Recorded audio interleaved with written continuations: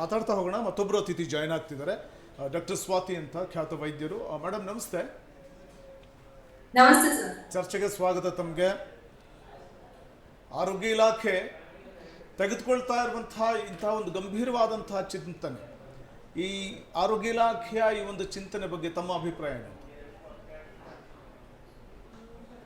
ಹೇಳ್ಬೇಕು ಅಂದ್ರೆ ಈಗ ಆರೋಗ್ಯ ಇಲಾಖೆ ಏನೋ ತಗೊಂಡಿದೆ ಅಲ್ಲ ಡಿಸಿಷನ್, ಕಾಲೇಜ್ ಲೆವೆಲ್ ಅಲ್ಲಿ ಇದು ಮಾಡುವಂತದ್ದು, ಟೆಸ್ಟ್ ಮಾಡುವಂತದ್ದು ಒಂದು ಒಳ್ಳೆಯ ನಿರ್ಧಾರ. ಸರಿ ಹೇಳ್ಬೇಕಂದ್ರೆ ಧನಾತ್ಮಕವಾಗಿ ನಾವು ತಗೊಂಡ್ರೆ ಇದು ಒಳ್ಳೆ ನಿರ್ಧಾರ.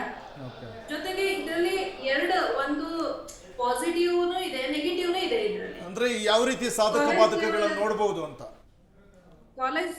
ಕಾಲೇಜ್ ಲೆವೆಲ್ ಅಲ್ಲಿ ಈಗ HIV ಟೆಸ್ಟ್ ಗಳನ್ನ ಮಾಡೋದ್ರಿಂದ ಒಂದೇನು ನಾವು ಬ್ರಾಡ್ ಸ್ಪೆಕ್ಟ್ರಮ್ ಅಲ್ಲಿ ಅಂದ್ರೆ ಬಹಳಷ್ಟು ಜನಸಂಖ್ಯೆಯಲ್ಲಿ ನಾವು ಡಿಟರ್ಮಿನೇಷನ್ ಅನ್ನ ಮಾಡ್ಬೋದು HIV. ಆಮೇಲೆ ಅರ್ಲಿ ಡಿಟೆಕ್ಷನ್ ಮಾಡಿಬಿಟ್ಟು ರೆಟ್ರೋವೈರಲ್ ಟ್ರೀಟ್ಮೆಂಟ್ ಗಳನ್ನ ಕೊಡಬಹುದು. ಆದ್ರೆ ಕಾಲೇಜ್ ಲೆವೆಲ್ ಅಲ್ಲಿ ಮಕ್ಕಳು ವಿದ್ಯಾರ್ಥಿಗಳು ಅದನ್ನ ಹೇಗ್ ತಗೊಳ್ತಾರೆ, ಈಗ ಡಿಟೆಕ್ಷನ್ ಮಾಡ್ತೀವಿ ನಾವು ಕಾಲೇಜ್ ಲೆವೆಲ್, ಈಗ 1000 ಮಕ್ಕಳಿಗೆ ನಾವು ಟೆಸ್ಟ್ ಮಾಡ್ತೀವಿ ಅನ್ಕೊಳ್ಳಿ, ಅದ್ರಲ್ಲಿ ಯಾರಿಗೋ ಒಬ್ಬರಿಗೆ ಪಾಸಿಟಿವ್ ಅಂತ ಬರುತ್ತೆ ಅಂತ ತಿಳ್ಕೊಳ್ಳಿ. ಈಗ ಅಲ್ಲಿ ಹೇಗೆ ಆ ವಿದ್ಯಾರ್ಥಿಗಷ್ಟೇನೆ ಅದು ಇನ್ಫಾರ್ಮೇಶನ್ ಮಾಡ್ಬೇಕು, ಇನ್ಫಾರ್ಮೇಶನ್ ನ ಗೌಪ್ಯವಾಗಿ ಬಿಡಬೇಕು. ಅದು ಒಂದು ಮುಖ್ಯವಾದ ವಿಷಯ. ಎಲ್ಲೋ ಒಂದ್ ಚೂರ್ ಲೀಕ್ ಆಯ್ತು ಅಂದ್ರೂ ಕ್ಲಾಸ್ಮೇಟ್ಸ್ ಗೊತ್ತಾಗುತ್ತೆ. ಅಷ್ಟು ಅವೇರ್ನೆಸ್ ಈಗಿನ ಮಕ್ಕಳಲ್ಲೂ ಇಲ್ಲ. ಏಡ್ಸ್ ಹೇಗೆ ಬರುತ್ತೆ ಅನ್ನೋದು ಅಷ್ಟು ಇಲ್ಲ. ಪಕ್ಕದಲ್ಲಿ ಇವಾಗ್ಲೂ ನಮ್ಗೆ ಕ್ಲಿನಿಕ್ ಲೆವೆಲ್ ಅಲ್ಲಿ ಕೇಳ್ತಾರೆ, ಮೇಡಮ್ ಪಕ್ಕದಲ್ಲಿ ಕುತ್ಕೊಂಡ್ರೆ ಅವನಿಂದ ನನಗೆ ಏಡ್ಸ್ ಬರುತ್ತಾ ಅಂತ ಕೇಳ್ತಾರೆ.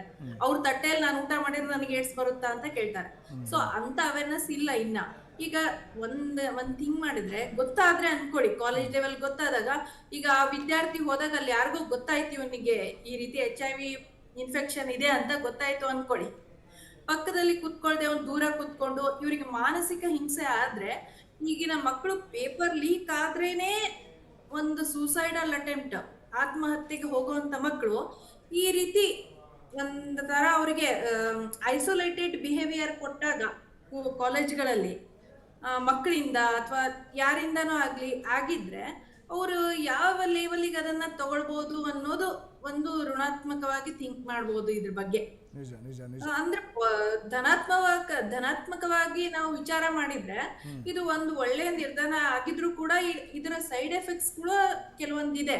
ಆದ್ರೆ ಇನ್ಫಾರ್ಮೇಶನ್ ಲೀಕ್ ಮಾಡದೆ ನಾವು ಅದನ್ನ ಮುಂದೆ ಹೇಗ್ ತಗೊಂಡ್ ಬರ್ತೀವಿ, ಕಾಲೇಜಲ್ಲಿ ಅದನ್ನ ಹೇಗೆ ಇಂಪ್ಲಾಂಟ್ ಮಾಡ್ತೀವಿ, ಹೇಗೆ ಮಕ್ಕಳಲ್ಲಿ ಟೆಸ್ಟ್ ತಗೊಳ್ತೀವಿ ಅನ್ನೋದು ಒಂದು ಮುಖ್ಯ ಆಗ್ತದೆ.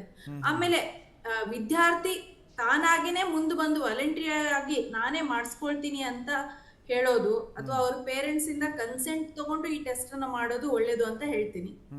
ಅದಕ್ಕಿಂತ ಹೆಚ್ಚಾಗಿ ಕಾಲೇಜ್ ಲೆವೆಲ್ಸ್ ಅಲ್ಲಿ ಅಥವಾ 10th ಏನ್ ಮಕ್ಳು ಇರ್ತಾರಲ್ಲ ಆ ಲೆವೆಲ್ ಅಲ್ಲೇ HIV ಇದ್ರ ಇನ್ಫೆಕ್ಷನ್ ಹೇಗಾಗುತ್ತೆ, ಹೆಂಗೆ ನಾವು ಪ್ರೊಟೆಕ್ಷನ್ ತಗೋಬೇಕು, ಅದರ ವಿಚಾರವಾಗಿ ಒಂದು ಹೆಲ್ತ್ ಎಜುಕೇಶನ್ ಕೊಡೋದಾಗ್ಲಿ, ಅಥವಾ ಅದ್ರ ಬಗ್ಗೆ ಒಂದು ಪಠ್ಯವನ್ನ ಒಂದು 10th ಲೆವೆಲ್ ಅಲ್ಲೇ ಇಟ್ಬಿಟ್ರೆ ಮಕ್ಕಳು ಅವಾಗ ಅದು ಅರ್ಲಿ ಸೆಕ್ಷುವಲ್ ಅಂದ್ರೆ ಅವಾಗ ಲೈಂಗಿಕ ಆಸಕ್ತಿ ಹೆಚ್ಚಾಗುವಂತ ಟೈಮ್ ಅದು.